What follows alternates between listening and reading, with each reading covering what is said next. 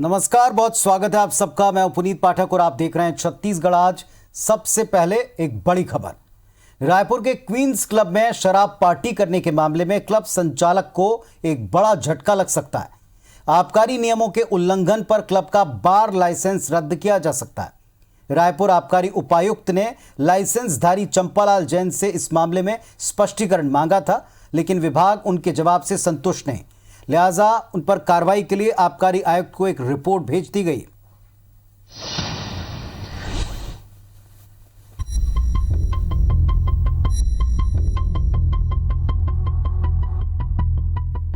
Lockdown के दौरान रायपुर के क्वींस क्लब में हुई हाई प्रोफाइल शराब पार्टी के मामले में अब आबकारी विभाग का डंडा भी संचालक चंपालाल जैन पर चलने वाला है, क्योंकि क्लब में चलने वाले बार का लाइसेंस चंपालाल जैन के नाम पर जारी हुआ था। लॉकडाउन के दौरान जब सभी शराब दुकानों को बंद रखने का निर्देश था, तब क्वींस क्लब में जाम छलकाए जा रहे थे। ऐसा करके न केवल लॉकडाउन के नियमों का उल्लंघन हुआ, बल्कि लाइसेंस की नियम शर्तों की खुलेआम धज्जियां उड़ाई गईं। क्लब में हुई इस घटना के बाद आबकारी विभाग की ओर से 1 अक्टूबर को लाइसेंसधारी चंपालाल जैन को एक नोटिस भेजा गया। हफ्ते भर में इसका जवाब देना था, लेकिन चंपालाल ने और वक्त मांगकर 12 अक्टूबर को इसका जवाब दिया, जिसमें उसने लॉकडाउन के दौरान शराब बेचने या पिलाने के आरोपों से साफ इनकार कर दिया। उसकी ओर से यह भी कहा गया कि लाइसेंस की किसी भी नियम या शर्त का उल्लंघन नहीं हुआ, लेकिन आबकारी विभाग इस जवाब से संतुष्ट नहीं है। लिहाजा बार संचालक के खिलाफ कार्रवाई के लिए आबकारी आयुक्त को रिपोर्ट भेज दी गई है।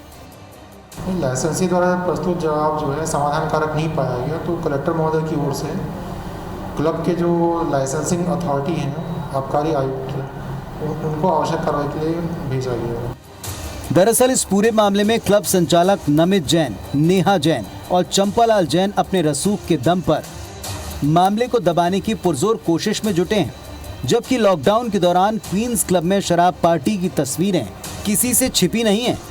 पार्टी में शामिल लोग भी क्लब में शराब पीने की बात कबूल कर चुके हैं। ऐसे में नियम शर्तों के उल्लंघन की बात से इनकार कर क्लब संचालक अब भी प्रशासन की आंख में धूल झोंक रहा है।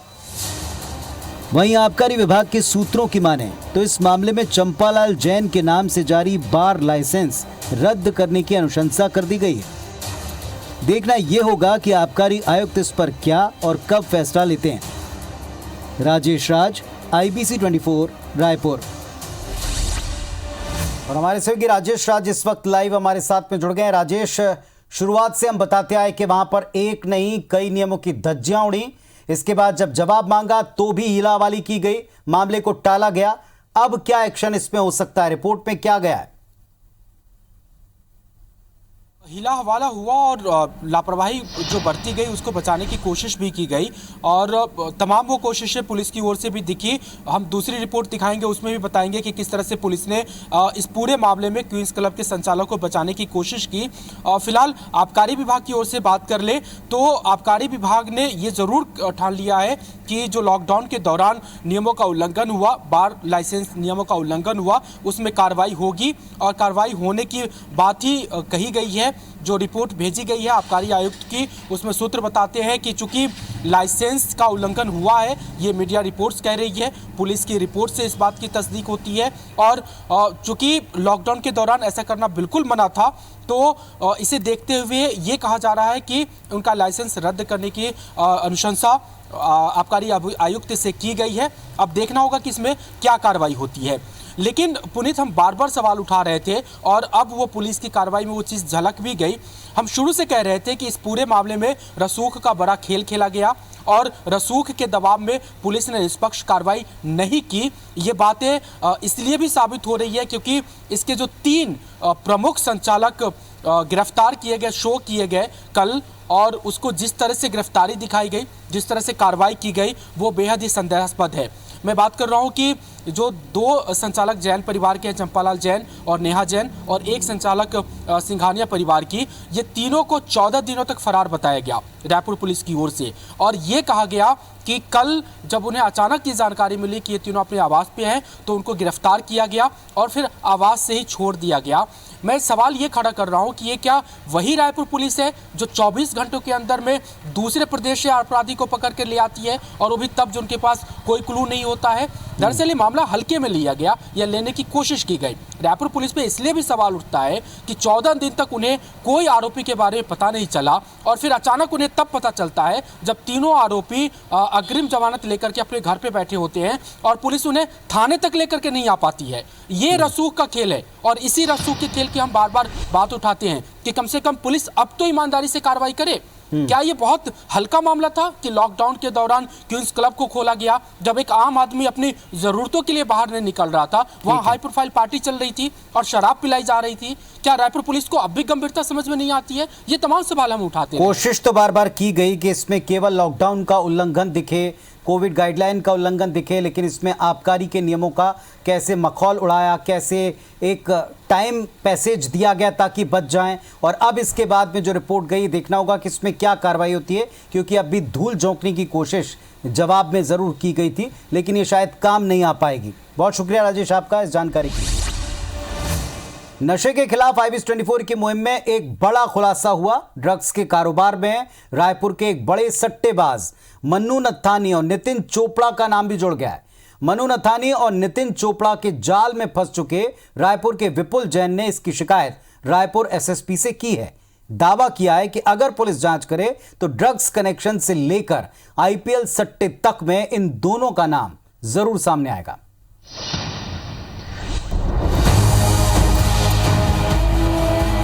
रायपुर में नशे और सट्टे के बड़े बड़े गिरोह का पर्दाफाश हो रहा है। ड्रग्स के नेटवर्क में अब छत्तीसगढ़ के बहुत बड़े सट्टेबाज मन्नू नथानी और नितिन चोपड़ा का नाम भी जुड़ गया है। दोनों पर MCX का जाल फैलाकर सैकड़ों युवाओं से करोड़ों रुपए ऐंठने का आरोप है। इनके खिलाफ कार्रवाई हुई और ये जेल भी गए। सालों पहले उसके चंगुल में फंस चुके विपुल जैन ने रायपुर SSP से मुलाकात की और ड्रग्स कनेक्शन में इन नामों की जांच कर इनके खिलाफ कार्रवाई की मांग की। विपुल का दावा है कि ड्रग्स, IPL सट्टा, महंगे होटल, लड़कीबाजी सब कुछ आपस में कनेक्टेड है। पुलिस सही तरीके से जांच करे तो मन्नू नथानी और नितिन चोपड़ा का नाम जरूर आएगा। जितनी बार्स चल रही है, IPL जैसे ही शुरू होता है वहाँ बड़े बड़े स्क्रीन्स लग जाती है, वहाँ आदमी पीता है और खेलता है। और क्यों मन्नू नथानी या नितिन चोपड़ा पे कार्रवाई नहीं की गई उसके बाद, ये अपने आप में बहुत बड़ा प्रश्न है। 19 ग्राम 20 ग्राम कोकीन अगर पकड़ा रही है तो ये बड़ा सोर्स कहाँ है? इसी मामले को लेकर कांग्रेस अल्पसंख्यक विभाग के प्रदेश अध्यक्ष इम्तियाज हैदर ने भी SSP से मुलाकात की। उन्होंने रायपुर के पुराने और कुख्यात सट्टेबाजों के कारनामों की मीडिया रिपोर्ट्स की कॉपी सौंपी और ड्रग्स एवं सट्टे के मौजूदा नेटवर्क में उनके शामिल होने का आरोप लगाते हुए उनके खिलाफ कार्रवाई की मांग की। SSP ने तथ्य मिलने पर कार्रवाई करने का आश्वासन दिया है। अल्पसंख्यक मोर्चा के डेलीगेशन द्वारा ज्ञापन दिया गया है, जो पुलिस की द्वारा नशे के खिलाफ और जुए सट्टे पर लगातार कार्रवाई की जा रही है, उसी को अप्रिशिएट करते हुए दिया है। और कई लोगों के नाम वगैरह भी दिए हैं, डिटेल दिया हुआ है। तो उनको आश्वासित किया गया है कि ये जो अभियान शुरू किया है लगातार जारी रहेगा और सारे अधिकारियों को इसके लिए निर्देशित किया हुआ है। प्रदेश के ड्रग्स नेटवर्क में मन्नू नथानी और नितिन चोपड़ा के नाम शामिल होने के बाद अब ये मामला काफी गंभीर हो गया है, क्योंकि आज से 9 साल पहले कई हजार करोड़ रुपए की धोखाधड़ी और वसूली का भांडाफोड़ हो चुका है। अब देखना है कि पुलिस की तफ्तीश इस खुलासे के बाद किस और मुड़ती है। राजेश राज, IBC 24, रायपुर। और इस वक्त एक बड़ी खबर अंबिकापुर से मिल रही है। चेन्नई जा रही बस को पुलिस ने पकड़ा। संदिग्ध अवस्था में इसमें लड़कियां ले जाई जा रही थी। बस में करीब 25 लड़कियां सवार थीं। चौकी पुलिस अब इस मामले में जांच कर रही है। सखी सेंटर टीम को पुलिस ने बुलवा लिया है। एक बड़ी खबर अंबिकापुर से, चेन्नई जा रही बस को पुलिस ने पकड़ा है, जिसमें संदिग्ध अवस्था में लड़कियां ले जाई जा रही थीं। बस में करीब 25 लड़कियां सवार थीं। चौकी पुलिस अब इसकी तफ्तीश कर रही। सखी सेंटर टीम को वहां बुलाया गया। तो बड़ी खबर अंबिकापुर से, तस्वीरें आप देखें, एक्सक्लूसिव तस्वीरें आपको दिखा रहे हैं IBS 24 पर। सखी सेंटर की टीम को बुलाया। एक बस में लड़कियों को ले जाया जा रहा था। चेन्नई जा रही थी बस, पुलिस ने पकड़ा है और इस मामले में अब जांच की जा रही है कि संदिग्ध अवस्था में ये लड़कियां कहां ले जाई जा रही हैं, किस मकसद से ले जाई जा रही हैं। 25 लड़कियां जो इसमें सवार थीं उनसे और उनसे रिलेटेड तमाम लोगों से पूछताछ होगी। अभिषेक सोनी साथी हमारे जुड़ गए हैं। जी अभिषेक, क्या जानकारी मिल रही? देखिए, जो मणिपुर पुलिस चौकी है वो जब चौक चौराहों पर ड्यूटी कर रही थी तब उन्होंने देखा कि एक जो तमिलनाडु पासिंग की गाड़ी है उस बस में सवार करीब 25 से ज्यादा लड़कियां जा रही हैं। ऐसे में पुलिस को ये मामला संदेहास्पद लगा और जब पुलिस ने गाड़ी को रुकवाया है तो करीब 25 लड़कियां छत्तीसगढ़ के अलग अलग इलाके से हैं और उनका ये कहना है कि चेन्नई में सिलाई कंपनियों में काम करने ये जा रही हैं, लेकिन उनके पास अभी वर्तमान में कोई वैध कोई कॉल लेटर या कोई वैध दस्तावेज नहीं है। ऐसे में पुलिस को आशंका है कि इसमें कई लड़कियां जो हैं वो नाबालिग हो सकती हैं या फिर ये ह्यूमन ट्रैफिकिंग से जुड़ा हुआ मामला तो नहीं है। ऐसे में पुलिस इस मामले में कोई भी लापरवाही नहीं बरतना चाहती। पुलिस ने सखी सेंटर की टीम को बुलाया है और इस मामले की तस्दीक की जा रही है कि जो लड़कियां ले जाई जा रही हैं वो अपनी स्वेच्छा से ले जाई जा रही हैं और सबसे बड़ी बात कि उनमें से कोई नाबालिग तो नहीं है और जो लड़कियां जा रही हैं उनके घर वालों की सहमति है या नहीं। इस पूरे मामले की अभी फिलहाल जांच की जा रही है। लड़कियों को जो कन्या परिसर है वहां पर रखवाया गया है क्योंकि रात हो चुकी है। ऐसे में पुलिस का कहना है कि इस मामले की जांच जो है वो सुबह भी की जाएगी और पूरी तरीके से आश्वस्त होने के बाद ही इन लड़कियों को छोड़ा जाएगा और अगर इसमें कोई अपराध घटित होना पाया जाता है तो इसके खिलाफ कार्रवाई भी की जाएगी। तो क्या ये सारी लड़कियां जितनी बताई जा रही हैं 25, ये सब के सब केवल छत्तीसगढ़ की हैं? हाँ बिल्कुल पुनीत जी, अलग अलग इलाके से बताई जा रही हैं। छत्तीसगढ़ की ही ये लड़कियां हैं और इनका सबसे बड़ा ये है कि ये इनको जो ले जाई जाने वाली जो इनकी प्रमुख लीडर बताई जा रही है वो उड़ीसा की है। तो पुलिस इस बात की भी तस्दीक कर रही है कि आखिर इनके जो संपर्क हैं वो इन लड़कियों से कैसे पहुंचे और इन्होंने घर से सहमति कैसे ली है। तो पूरे मामले की जाँच की जा रही है पुनीत जी। चलिए, आप नजर रखें, आपसे अपडेट लेंगे। शुक्रिया फिलहाल आपका।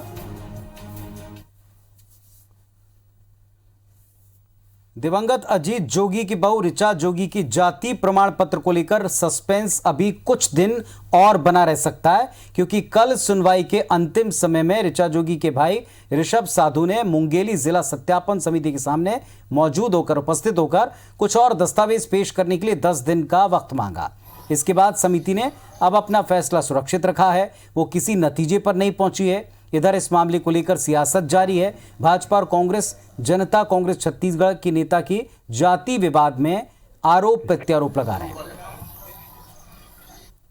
उसका अभी विश्लेषण और समीक्षा कर रहे हैं और जब भी उसके लिए सुरक्षित रखा गया है निर्णय के लिए और अभी तो उसमें केवल विश्लेषण की ही कार्रवाई चल रही है। समय लग भी सकता है और आज के लिए तो मैं इतना ही कहूँगा कि अभी विश्लेषण चालू है। यदि ससुराल में के आधार पर जाति प्रमाण पत्र कभी नहीं बनता और इसलिए यदि वो जनजाति के हैं तो जनजाति का बनेगा, नहीं है तो नहीं बनेगा। लेकिन सवाल ये है कि आखिर भयभीत क्यों है इतना कांग्रेस? गोयल ग्रुप ने एक बार फिर से अपने सामाजिक सरोकारों और जिम्मेदारी को बखूबी निभाया। गोयल ग्रुप के बजरंग पावर एंड इस्पात लिमिटेड की ओर से रायपुर के पास आदर्श ग्राम टेमरी में बिहान कैफेटेरिया की शुरुआत की गई। खास बात यह कि कैफेटेरिया का संचालन महिला स्व सहायता समूह करेगा। कैफेटेरिया का उद्घाटन छत्तीसगढ़ के मुख्यमंत्री भूपेश बघेल ने किया।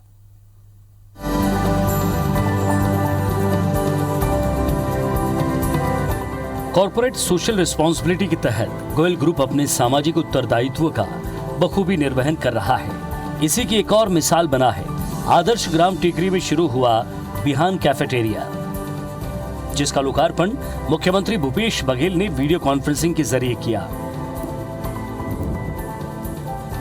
इस मौके पर मुख्यमंत्री ने बड़ी संख्या में महिलाओं को रोजगार मिलने पर गोयल ग्रुप ऑफ कंपनीज को बधाई दी।